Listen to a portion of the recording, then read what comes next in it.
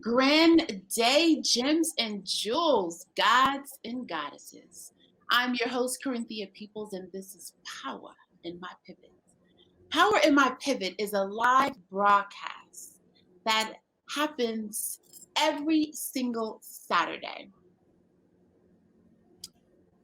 where we discuss how the ordinary people, such as you and myself, become extraordinary in our own right through the power of pivoting, turning, changing, and moving our lives from the prescribed direction of mass societal roles and conditions. This show is for men and women, kings and queens, dukes and duchesses, and just everyday people.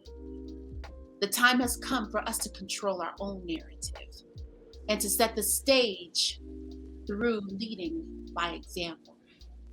On today's edition of Power in My Pivot, we will continue to raise and honor the divine feminine and have an intimate discussion about the impact as well as the glory of being a woman in a man's dominated industry with Miss Bobby Whitmore in honor of the divine feminine.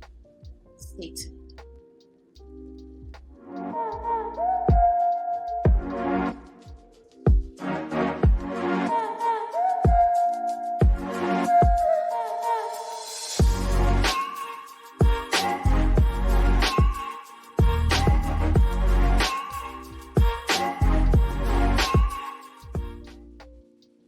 Welcome back.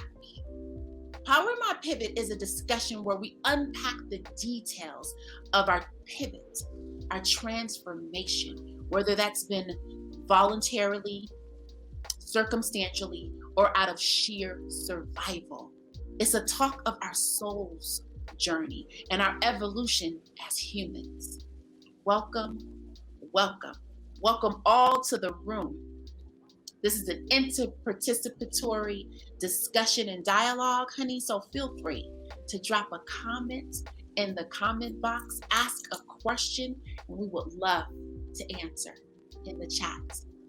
And if you have not already done so, please like and subscribe to the Corinthia Peoples YouTube channel, as well as give us a thumbs up or a heart or whatever you so choose to give us in terms of the thumbs up or the heart. Okay? We would really appreciate that. Welcome all to the room. Our special guest today is Bobby Whitmore. Miss Bobby is from Altima, Arkansas. She migrated to Las Vegas, Nevada in 1974 and has raised her 6 children in the Las Vegas Valley. She began her career as a carpenter in 1979 and as a mother of 6 children. Miss Bobby joined the local union 1780 and was mentored and encouraged to work and serve as a carpenter. Miss Bobby believes wholeheartedly that being an example for young women and encouraging them to take on challenges and become and overcome self-doubt will lead them to great possibilities. Welcome to the room, our guest, Miss Bobby Whitmore. Miss Bobby, hello. Yeah. Things are good. Yes. That was good.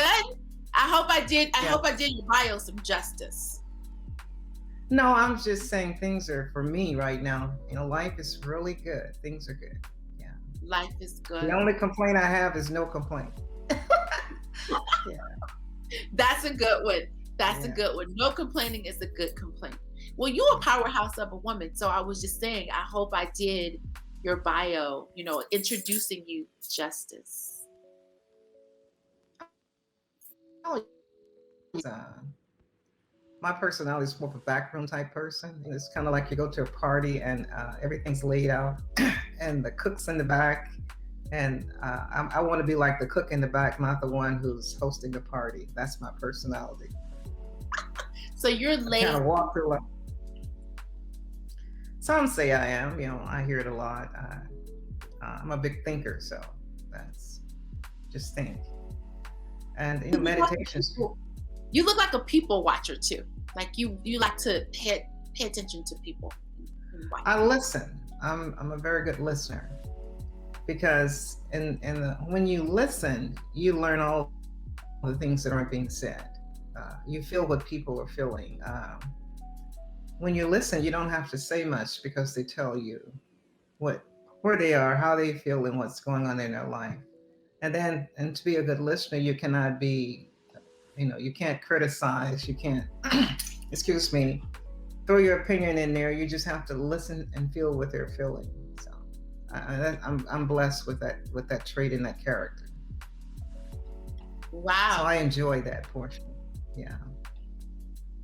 That's a good portion. I know you cannot be judgmental either, because to be a good listener, you cannot be judgmental. And because you listen well, you can help people in so many ways. Yeah.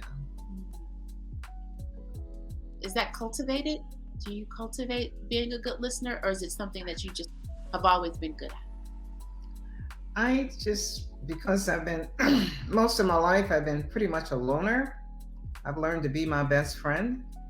I don't have issues with being alone or just being your best friend and being in touch with nature at all times. There's something about the sun when it rises in the morning and how it makes you feel, or a misty rain outside when you're walking, when you can just feel God's presence all around you. It's all those things that make you really who you are if you slow down and take the time to pay attention to this good earth and what's offered here. So that's more who I am. I love to cook. I love to garden. So I really love being outside. And family, there's nothing greater than family. It's the greatest wealth you'll ever own in this world. No matter how good or bad the person may be, nothing is more valuable than family. Yeah, I agree. Yeah. I definitely agree. Yeah, I think it's so.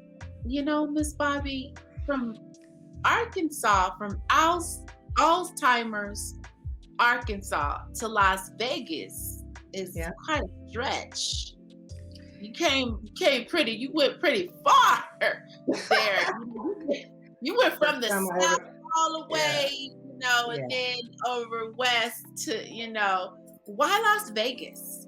Back in the day, if you had family someplace, you would go where family was. People in the South would always go east, west, or someplace. I had a sister here. But most importantly, I just wanted to be able to make it for myself. I had no idea what opportunities were going to await me here, but I knew I was willing to take the risk. Got it. I don't even know whether it's a risk. I think it's probably more of a challenge, because there's a difference, There I is. was up for the challenge. I didn't see it as a risk. And when I got here, I just made a decision to do what I needed to do. And I tried things, and you fail at things. And then one day you say to yourself, you've got to get this right. And you can be in a situation sometimes and you just know that it isn't right, but it's really up to you to change those situations. So again, it was always about my children, and I knew that whatever I was tasked with in life, or whatever I choose to do, I would succeed at it. I just knew that. I remember growing up and sitting on the side of the house and wanting books to read, and then have books to read, and just simple things like that. And dream. I've always been a dreamer about the possibilities in life. And I made it. I made some right choices. Hard work pays off. It definitely pays off. And being raised in the South, really was a blessing. So it taught me how to handle my emotions and just work. I was taught to work hard, but knowing how to say the right thing at the right time and shut up. That's a part of the South if you want to survive. And I had my grandmother who was very grounded and strong and had a lot of inner strength. You know, it's she's just simply an amazing woman. And when I look at myself now, I'm thinking both my grandmothers didn't even drive a car. So here I am, I've been on forklifts and everything else. So it's just how we choose how we want to be in life. It's a choice, strictly a choice. It is a And choice. a lot of times, the only person who's going to believe in you is you. You have to be your best cheerleader for Do you yourself. think that's cultural? Do you think being your own cheerleader is a cultural thing or a human thing? I think it's more of a human thing, my belief, uh, because a lot of things on the outside can appear to be just great. You can see people living in nice neighborhoods, nice homes, driving nice cars, but it says nothing about the inner self and how he or she may feel about life. So at some point, you have to just look in the mirror and just say, "This is it. This is my hero right here. I'm going to have to make the best of my life I can with this person." And look at all the possibilities around you. Because when I went into construction, I didn't even really know what it was. And when I Yeah. got there, So wait, Miss Bobby, hold on. I gotta like, you're about to go into it. You're about to go into the piece. So before you tell me that, before you tell us that, yes, what were your occupational options before choosing carpentry? I was doing maid work before I came here. Before I moved to Las Vegas, I was working at Timex for watches, and it was a union job, and I just kind of believed in unions. And then when I got here, the thing for a lot of people was just working in a hotel as a maid, and it's honorable work. I'm not knocking it, but it was just more to life than that for me. So I just started seeking what was available. And when I heard about the trades had to take women in, and I just went for it. I had no idea what it was, but I knew that if white men were doing it, the pay had to be good, and that's the truth. That was the truth. Yeah. Yes. So yeah, I hear that carpentry work and electrician work were then they were considered white men industry work until Black people of color started to go into the spaces and change the trajectory for us going into the spaces, let alone a woman, you know. So that brings me to my next question. Like, you went into this field, was there any fear? Did you ever say, oh my God, what am I doing? Or you were just like, oh, okay, I'll take it? No, I'm just going to take it because I had children to raise. So I'm going to stick with it. When I went from maid work to construction work, my pay doubled. You know, that's half the battle. Half your problems are gone when your pay doubles. So I just took it. At first, I thought about some other things, but then when I took what was available at the time, I just took it, I embraced it, and I never left. Because you can't quit. When something's working for you, you have to work it. And that's what I did. I heard that. So it's kind of like so you went toward the thing that was working for you. And the thing that was available at the time that I could really, because with 6 children, it's limited as to what you can do. I thought about firefighter and all that back then, but you have 6 children, so that's a challenge within itself. And people used to say, well, who keeps your children? I said, well, oftentimes God was my babysitter.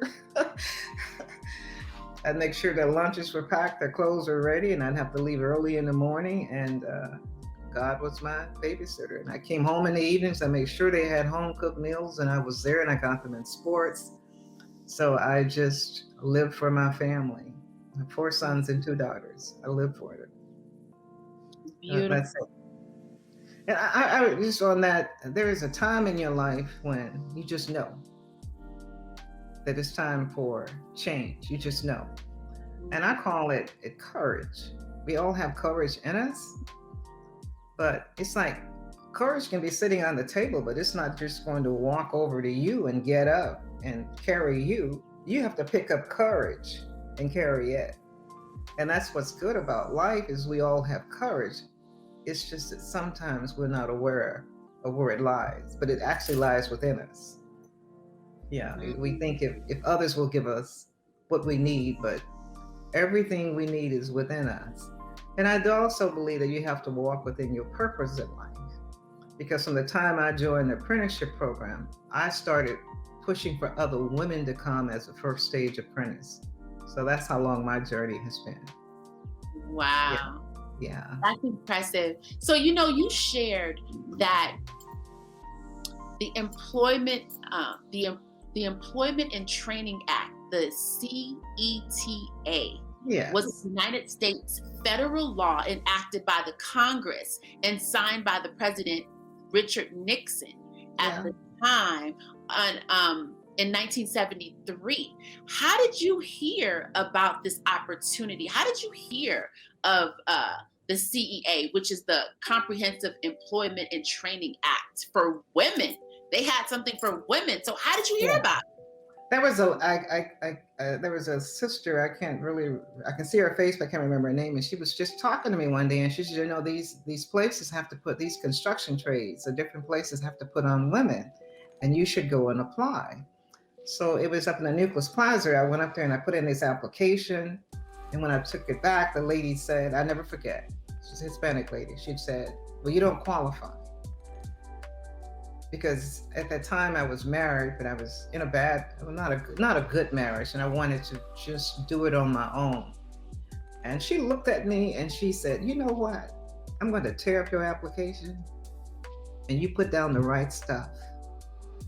And that's just how opportunity can be, that one person who's bridging you over. Forever grateful, because she said, tear it up. Basically put down the right lies. And I have never failed her for offering me such an awesome chance to do something different for myself. Yeah. And I believe in life too, that your gatekeepers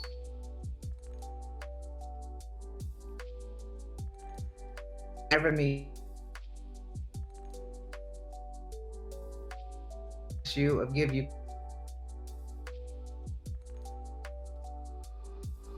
messengers. And I know that God sends us messages if we're listening and paying attention on what we need to do. That's a strong belief. We all have angels out there looking over us, and they're messengers. And those messages come through everyday human beings you may never know. Yes, I believe that too. I believe that you and I, people, everyday human beings, are used to do the miracles. Yes. To solve the miracles. Yeah. So once I got in, I just never.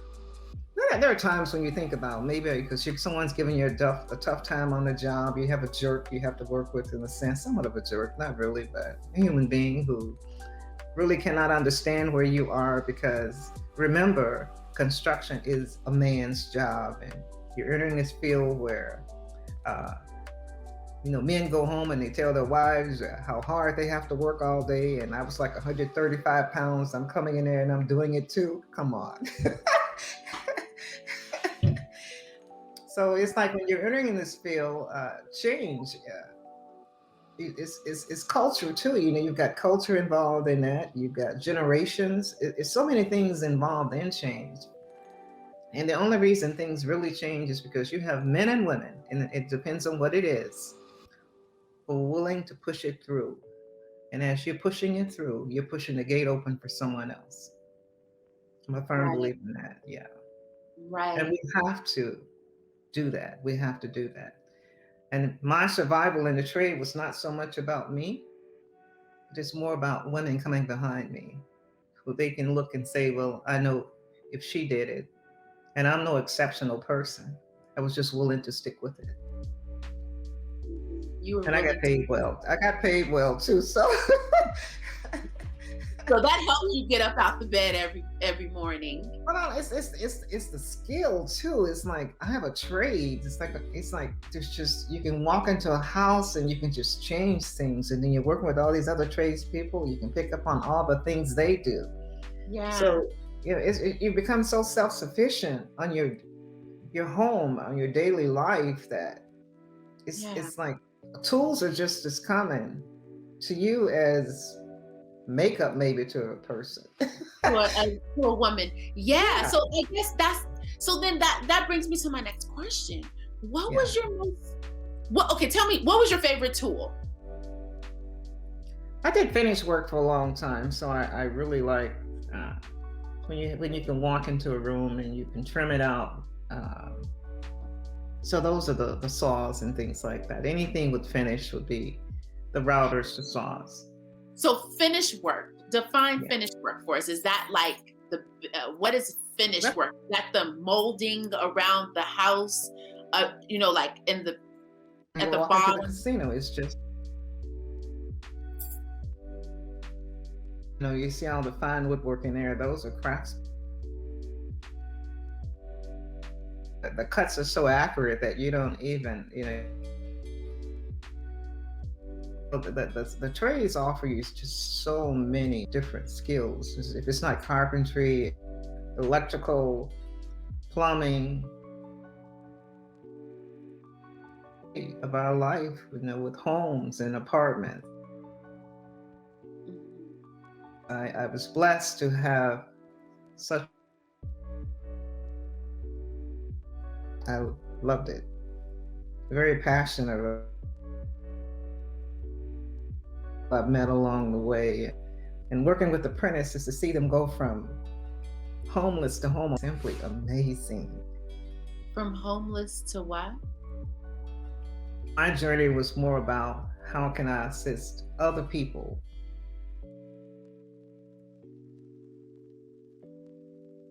Mm.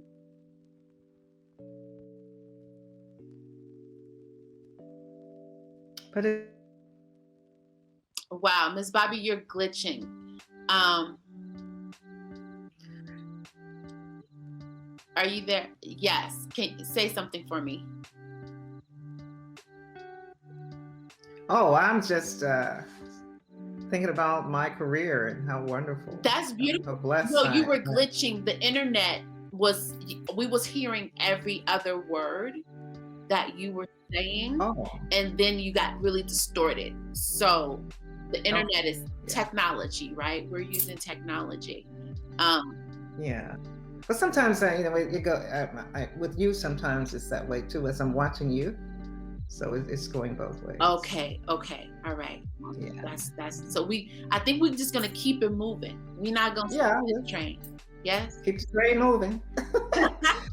We'll keep it moving. So Yeah. Miss Bobby, you shared with me that you worked as a maid at the Riviera Hotel while Yeah. pursuing your pre-apprentice classes during the day.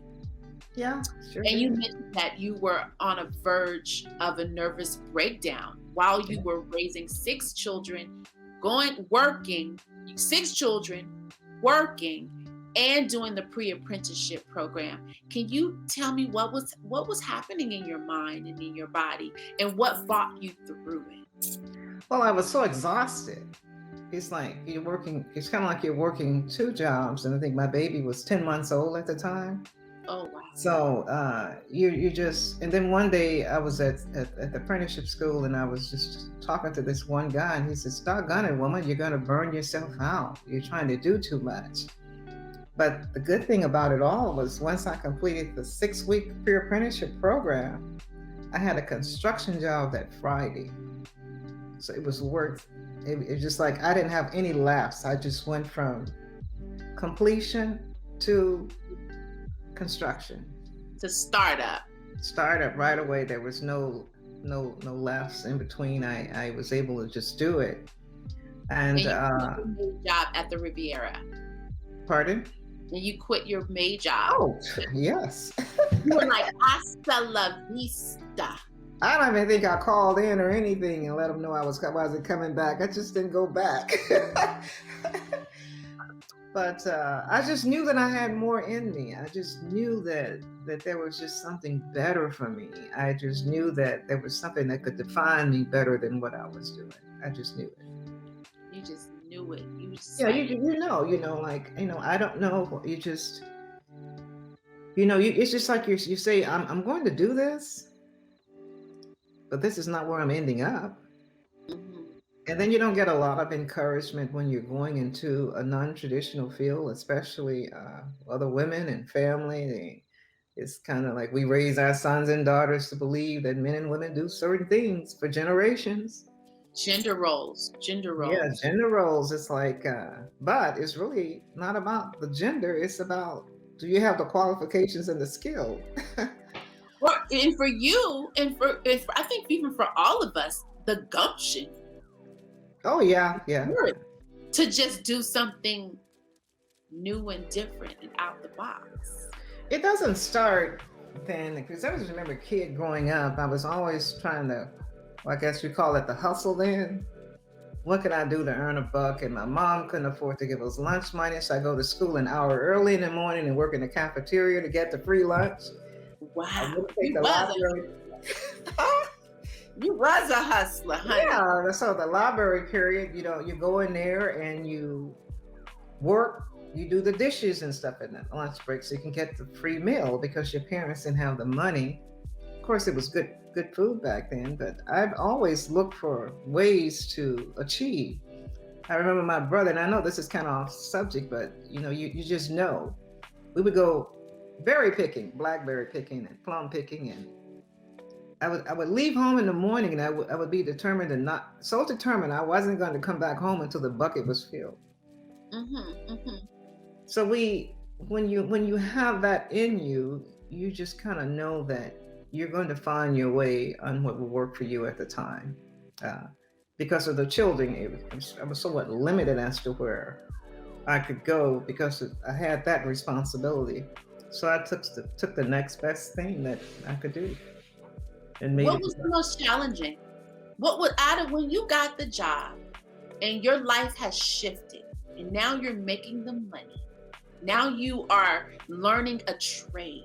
Now you are more valuable to yourself, your family, your children, your community, your race than ever before. What was some of the challenges that you had to like get through as a woman in a male's dominated space? It's just accepting the fact that people don't want you there, but you're going to be there anyway.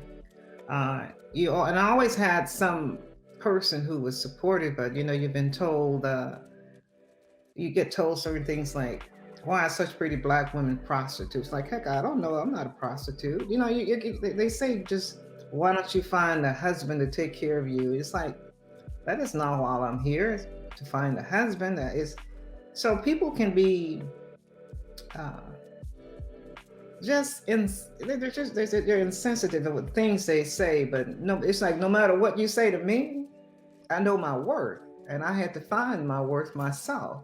So there was nothing you could say to me to make me want to quit. It's just, I have to work with this effing woman. I have to work with this effing woman. He was swinging his hammer. And I go, oh my goodness, this is where you're going to place me. And that's where that's why I said me being a listener and calm, I'm pretty calm. So I would kind of like take the harsh treatment for a while, and I'd listen to the guy, then I bring him something. I picked up right away that he was a boozer, and I'd bring him something to eat for breakfast. Just little things, just kindness. And in the end, he didn't want to work with anyone but me. So the thing is, you get with the person, you once you can feel the chemistry between you, it may not be good energy. It's like you have the ability to change a negative energy you're sharing with someone. You have that ability to do it. You have to just know the person you're dealing with. And again, be willing to work hard. So when you And work hard, listen. oh yeah, listen. But you have to, be willing to work. And I was a worker. So at the end of the day, when you're both going home tired, oh, hey, that's appreciated.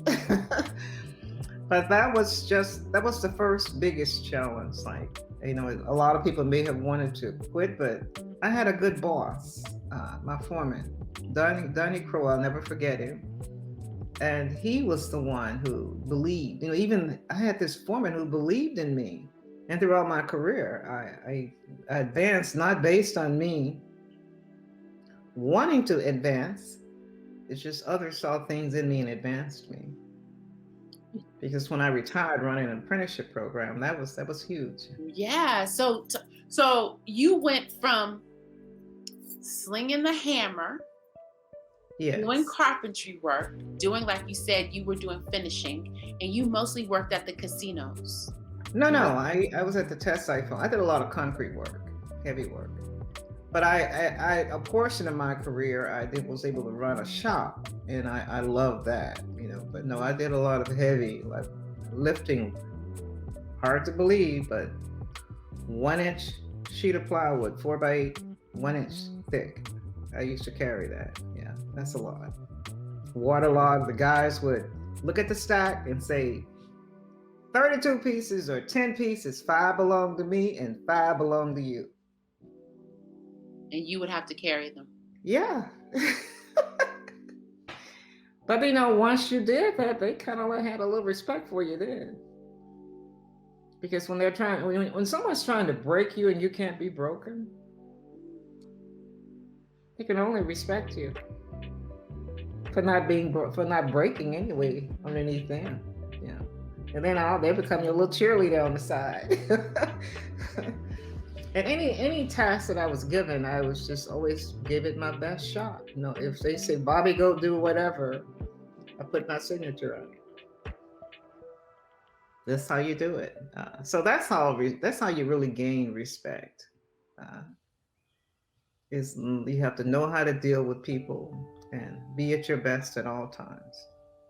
And one of the worst is give your opinion.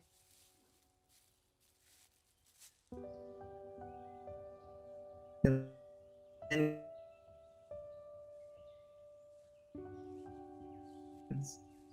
whatever it is, if it's an 15 seconds and move on to something else. Because if you stick with how people treat you long enough, they'll own you. And I refuse to allow that to happen. So. You said, wait, that was a gem drop. You said if you stick with how people treat you long enough, then they own you. Yes. That's a gem drop. So it's like, if you're harsh towards me and I'm upset from it, think about it for a while. I say my thing is 15 seconds. Then I'll go back and revisit it. You think about it 15 seconds, because the more you think about stuff that's negative, the more it's going to.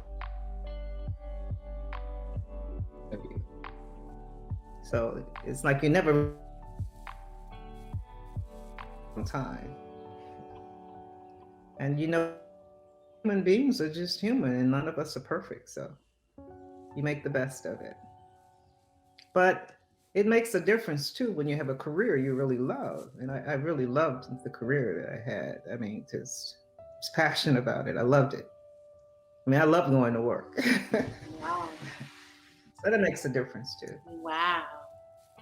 So knowing is removing. This is kind of like, I had another guest, and he was sharing that when you know you're going to succeed, or you want that thing to succeed, you remove the plan B and the plan C. And knowing is just the plan A. That's just the plan, right? So is that in your bio? Yeah. You Yeah. said, right? You said that you talked about, you described trying and versus doing. Is that kind of like Oh yeah. removing the plan B and C and just knowing that the A gonna work? Because a lot of times, you tell kids or your grandkids or you're on a job and you see a person and they'll say, "Well, I tried to do it," like, but you didn't do it. you know, it shows you tried, but you shouldn't try to succeed. So it's like there comes a time when you just do. Like, do is just no matter how you feel, you stick to your goal, you stick to your plan, no matter how you feel, you stick to it. You get up every day and you give it your best. You just stick with it. No matter what people are saying to you, things others are saying that you can't afford to say to yourself. You just say, I know that I'm going to make it. I don't know how. I don't know what the ingredients are, but I know I have them in me and I'll make it. And that's how you do it. Yeah, it's like once I was at work and I was having a difficult time with this guy and I just said, well, I'm just going to quit. But then that inner voice in me came back and said, oh no, you're not. We don't quit. And it's just like something came all over me and I go, oh no, we're going to figure out how to deal with you because I'm not quitting. And then you find out how that person is and what works best. And when I find that a lot of times when people are kind of rude and they're male chauvinist, you come on pretty direct with them. Like, hey, this is how it's going to be. Now, whatever your plan is, I'm not going no place. So you can save that energy for someone else. But it's not just what you say, it's how you talk to people as well. That has a lot to do with it. Because people can feel your spirit. Yeah. We all have that spirit going, just floating around, choosing what we're going to do with it. So you say people can feel your spirit. Oh, yeah. All people can feel your spirit or just certain people are tapped in? I don't know whether all can, but your spirit comes out in the way you talk, the way you walk, your actions. Your spirit comes, you reveal your spirit in so many different ways. You can walk into a room and don't say anything and others can feel your spirit. Yeah, so I don't know whether, you've been around, you've been in a situation where you can see someone coming and you just know, oh, this is not going to be a good thing right here. But I'm aware of what's coming towards me, so I'll adjust myself for it. No, we're spiritual beings. Yeah. We are spiritual beings. Well, for others to feel how you're thinking. Don't always have to. But maybe I'm more in tune to that. I don't know. I think you are. Yeah. I think you are. And Yeah. and there's many like you, but then there's many that are not like you. Yeah. In my opinion. Yeah. Yeah, in my humble opinion. Decision making. Right? Decision making is a delicate position in gender roles. Oh, yes. Right? How did you navigate decision making amongst men as a woman? Actually, it's an advantage to be in a man's world because you hear their conversations all the time and you see their interactions all the time and you get to know them. It's kind of like you go to work and you are watching characters at work if you're paying attention. So you get to understand better how men think and how they feel. And then you'll get to kind of like feeling like, well, it's not that he's against me. This is this person and how he is. So that worked a lot. And then because I listen to men a lot, you sort of know how they're thinking and what they're going to say. So it's actually an advantage to work in a man's world. Wow. Yeah, it's an advantage. It's like once you work in a man's world for a long time, when something comes out of someone's mouth, it doesn't really surprise you anymore. It's like, oh God, yeah. Did it help? So how did it help you understand your male children better? I to a point, because I think that oftentimes when boys are growing, they probably need that connection with a father sometimes. So work relationships are somewhat different than personal relationships, even though you understand men. Uh, that's in a work environment. In your personal life, it could be something totally different. Because I raised my boys to work, so they know how to work. And I raised right. them to believe that there was never a man in the house because when I was single, so there is no man here. I'm mama, you're the child. So That's we don't it. role play here. Yeah. What is the first rule of thumb in life and living that you taught your children? Be humble. Mm. Be humble. You have to be humble. You have to take yourself out of so many situations. But then again, even when you have children, the reality of it is their genetics. Oh Um, my God. Oh my God. Honey, you just cannot make this stuff up. That was Miss Bobby Whitmore. She had gym after gym after gym.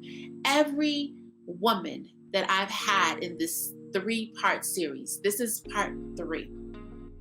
The common thread of them all, of Miss Kathy Jackson, Miss Shirley Hubbard, and Miss Bobby Whitmore, the common thread of each and every one of these women that have served as a divine feminine in a man-dominated industry is that they refused to lose. They refused to give up. They refused to say, to throw in the towel. The common thread was their courage and their tenacity to complete the job and the task that they had at hand, honey. Our help tip for the week. We don't just talk about the problem, but we also render a solution. This week's health tip is no is a complete sentence. No to lack, no to following the crowd, no to abuse, no to other people's opinion of you, and no to abandoning yourself. What inspired me to do this edition of Power in My Pivot was to honor the divine feminine globally as a whole and to give rise to women who have broken the mold and live life on the wings of warrior feminine. The women that I've interviewed did not have a plan B and a plan C. They knew that they knew that they knew that their plan A would not fail. Thank you for tuning in to Power in My Pivot. Power in My Pivot is a live broadcast that happens every Saturday at 11 a.m. Pacific, 1 p.m. Central, and 2 p.m. Eastern. Kings and queens, let's pivot from basic to bona fide. And always remember that nobody is better than you, and you are no better than nobody. Said to me by a wise man. Until next time, there is power in your pivot.